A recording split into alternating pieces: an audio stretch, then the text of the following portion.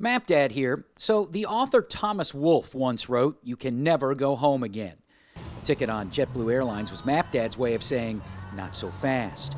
It was a 36-hour return to Ossining, New York for the first time in more than a decade.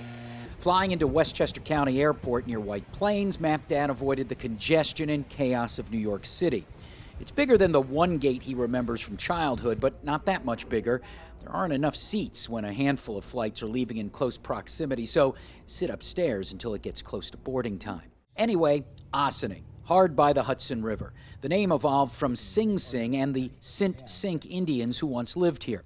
The name Sing Sing is synonymous with the Sing Sing prison, built in the 1820s. Anyone sent up the river in the old gangster movies came here.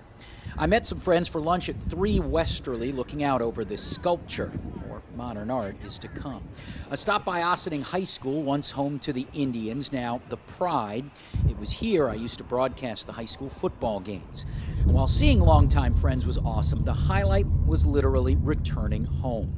I reached out to the current owners of my childhood home, who very graciously let me take a peek into my past. My room is an office, much neater today than when I was a kid, and the side yard, the wiffle ball field my brother and I played endless games on, did seem much smaller through the adult lens, but I was thrilled to see the place where I grew up.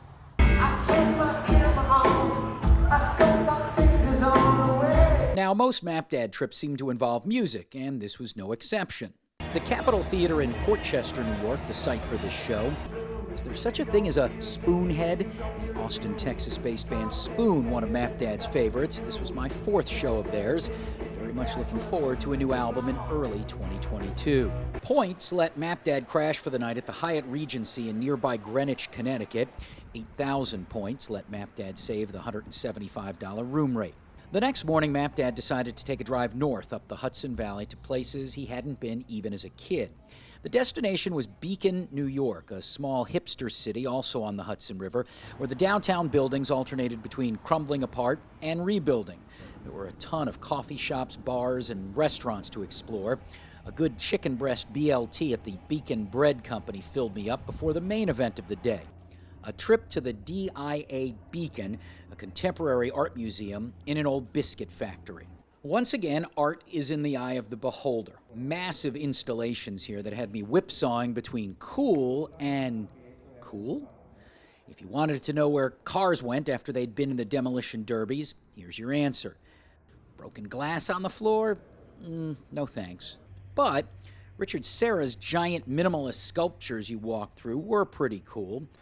And oh, hey, there's an Andy Warhol piece. Okay, no Brillo pads, no Campbell soup can here.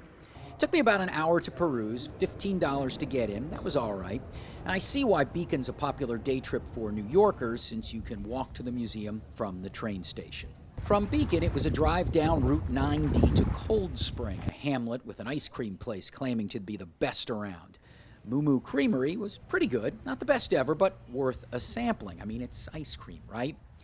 Just south of Cold Spring is Bosco Bell, a historic home also overlooking the Hudson. The house was still not open because of COVID, so I didn't feel I got my $12 admission worth just walking the grounds. However, it was nice to decompress on a bench and look out across the river and see the stately grounds of West Point, where I'd gone often as a kid to see Army football games. 36 hours back at home, a great visit. I'm MapDad, pointing your travels in the right direction.